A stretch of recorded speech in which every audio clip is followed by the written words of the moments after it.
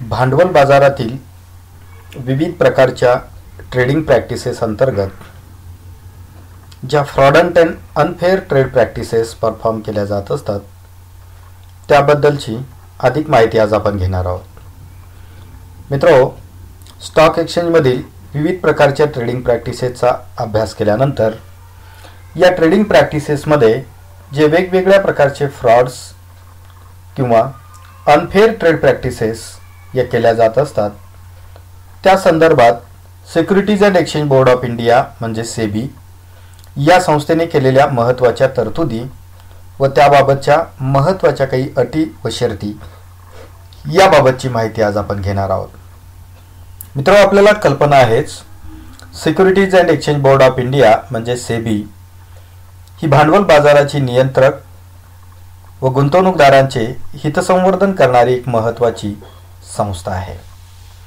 या संस्थेचा रोल किंवा तिचे महत्त्वाचे ऑब्जेक्टिव्ह जर आपण पाहिले तर आपल्या लक्षात येईल की first objective is to protecting the interest of investors in security market, to regulate the operations of the security market, to promote and develop security market, to regulate the insider trading in a company. These are some important objectives of the Securities and Exchange Board of India.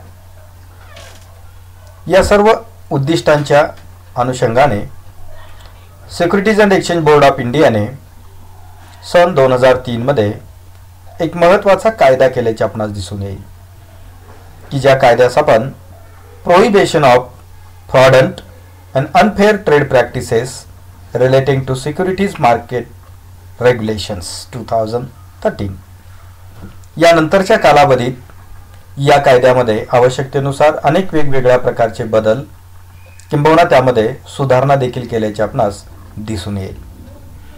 अर्थात या fraud किंवा unfair trade practices बाबत fraud and transaction बाबत जर आपण काही महत्त्वाच्या conceptual provision जर आपण पाहिल्या तर आपल्या लक्षात येईल फ्रॉडमध्ये अनेक वेगवेगळ्या प्रकारच्या ॲक्ट, एक्सप्रेशन्स, ओमेजन्स यासारख्या विविध प्रकारच्या घटकांचा समावेश होतो, ज्यामध्ये इनसायडर ट्रेडिंग, मार्केट मॅनिप्युलेशन या दोन वेगवेगळ्या बाबींचा देखील समावेश याच्यामध्ये असतो. इनसायडर ट्रेडिंगच्या बाबत आपण यापूर्वी सविस्तर माहिती घेतलेली आहे. जेव्हा कंपनीमधील पर्सन की ज्यांच्याकडे कंपनीच्या शेअर्सबाबतची प्राइस सेन्सिटिव्ह इन्फॉर्मेशन असते आणि ती इन्फॉर्मेशन लीक करून फसवणुकीचा किंवा अधिकचा लाभ मिळवण्याचा प्रयत्न केला जातो, त्याला आपण सर्वसाधारणपणे इनसायडर ट्रेडिंग असे आपण म्हणतो. Market manipulation is normally regarded as the unwarranted interference in the operation of the ordinary market forces of supply and demand and thus undermines the integrity and efficiency of the market. मार्केटची efficiency आणि integrity हे disturb करण्याच्या उद्देशाने स्टॉकचा supply व demand यावरती impact करण्याच्या अनुषंगाने विविध प्रकारचे मॅनिप्युलेशन करण्याच्या बाबीचा समावेश देखील फ्रॉड अँड अनफेअर प्रॅक्टिसेस अंतर्गत हा केला जात असतो. थोडक्यात यावरून आपणास असे म्हणता येईल, भांडवल बाजारामध्ये कोणाचा तरी लाभ करण्यासाठी किंवा कोणाची तरी जाणीवपूर्वक हानी करण्यासाठी, तोटा करण्यासाठी किंवा एका विशिष्ट व्यक्ती, संस्थेस किंवा गटास लाभ पोचवण्यासाठी, त्याचा नुकसान करण्यासाठी ज्या कृती केल्या जात असतात त्याला सर्वसाधारणपणे फ्रॉड अँड अनफेअर प्रॅक्टिसेस असे आपण म्हणू शकतो. यासाठी करण्यात आलेल्या वेगवेगळ्या तरतुदी जर आपण पाहिल्या तर prohibition of fraud and unfair trade practices relating to securities market या अंतर्गत ज्या वेगवेगळ्या प्रकारच्या प्रोव्हिजन्स करण्यात आलेल्या आहेत, यामध्ये सन 2020 मधील अमेंडमेंटमधील काही तरतुदी जर आपण पाहिल्या तर त्यामध्ये काही महत्त्वाच्या बाबी पुढील प्रमाणे आहेत. Prohibition of certain dealing in securities, buy, sell or otherwise deal in securities in fraudulent manner. म्हणजेच धोकादायक पद्धतीने बोगस किंवा फ्रॉड पद्धतीने स्टॉक खरेदी करणे, सेल करणे किंवा त्या संदर्भात डीलिंग करणे याचा समावेश होतो. Employ any device, scheme or artify the defraud in connection with the dealing in or issue of securities. Security issue करत असताना काही फ्रॉडंट स्कीम किंवा त्यासारख्या वेगवेगळ्या प्रकारच्या योजना सुरू करणे. Engage in act, practice, course of business which operates or would operate as a fraud. जे फ्रॉडला सपोर्ट करणाऱ्या काही वेगवेगळ्या प्रकारच्या ॲक्टिव्हिटी परफॉर्म करणे याचाही समावेश यामध्ये केला जात असतो. Prohibition of manipulative, fraudulent and unfair trade practices या अंतर्गत जर आपण पाहिलं, an act which creates false or misleading appreciations of trading in security market.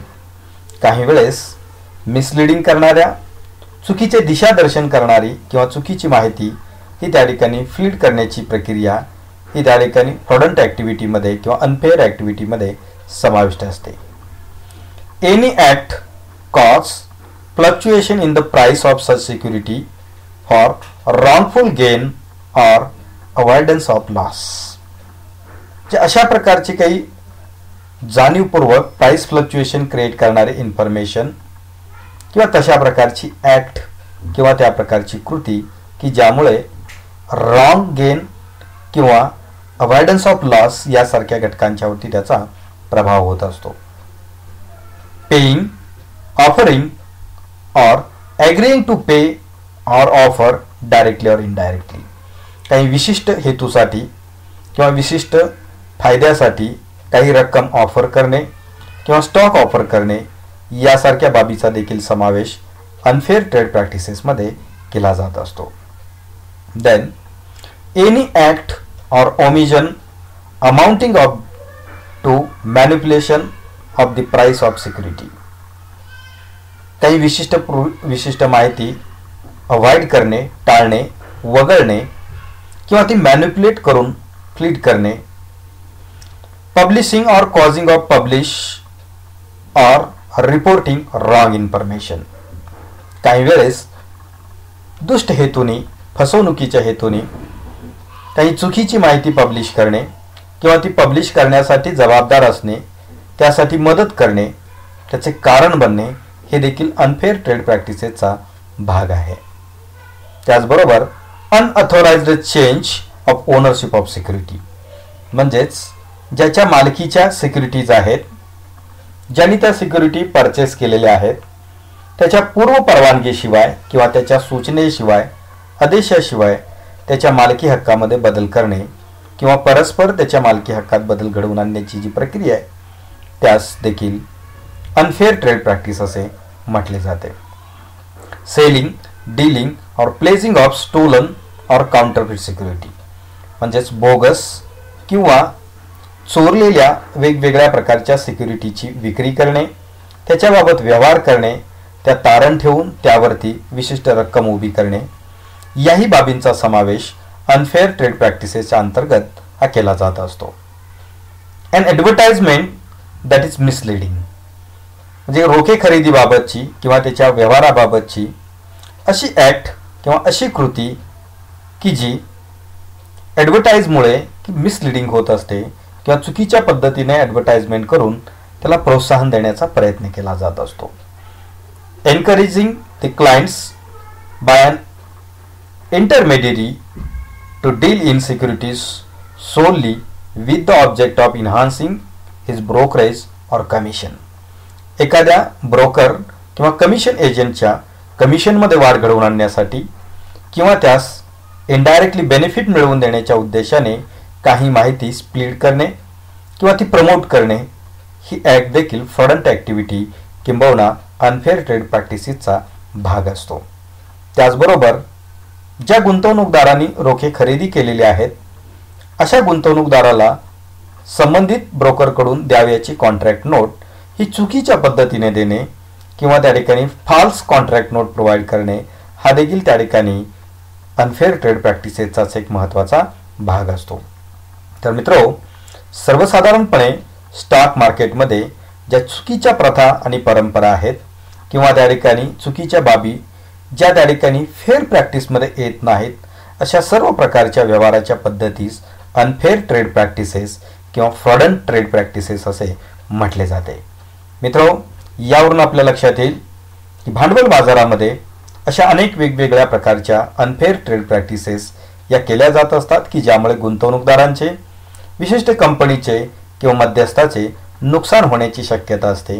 किंबहुना अशा ॲक्टिव्हिटीमुळे कोणत्या तरी एखाद्या व्यक्तीचा किंवा संस्थेचा फायदा करून देण्याचा प्रयत्न त्या ठिकाणी केला जात असतो.